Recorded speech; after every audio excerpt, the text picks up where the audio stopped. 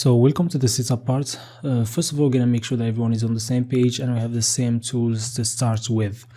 So a necessity, and it's an obvious one, we need Node.js. Probably you have it. If you don't, make sure that you have the LTS version, and the last one has some problems, so always go for the LTS version. It's the most consistent. Also, we're gonna need a code editor. My preferable choice is Visual Studio Code. You go for whatever you want. I think Visual Studio is my best choice because it's fast, reliable, and it's efficient. And it's lightweight. And also I'm going to show you some add-ons or extensions that you can add to your VS Code to up the quality of your code, and make your code faster. Other thing that we're going to need is Postman. We need it to test our API and to test our server, our endpoints.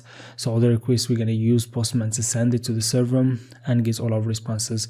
It's pretty cool. It's mandatory, I think. So also you need to sign up to save your process, and it's easy. Also they have two versions. You can use the web version, or also you can download the desktop app. I always go for the desktop apps. They're more reliable and more consistent and less buggy. The web version is alright, but I advise you to download the desktop app.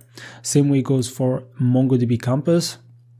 Just download it. It's a desktop app that allows us to access our cluster and see our MongoDB databases and see the changes live. So you need a key and also to connect, but don't worry about that. Just download the application, and then when we come to the MongoDB parts, we're gonna create a cluster and set up all of this and then connect to the database. So that's for you. Also, you need Cloudinary. You need an account here. So this is where we're gonna upload our images. So make sure you sign up. It's free and simple and easy. So when we come to Cloudinary parts, you have your account ready. The last thing that we're gonna need for now is a Gmail account. Probably you have it. If you using it for you're watching this for just learning, you can use whatever Gmail you want.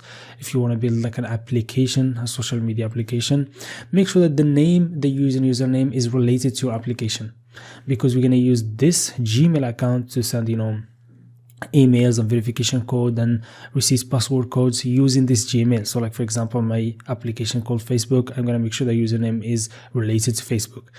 Depending on what your application is, make sure the username is related to it, so it looks more professional and more convincing.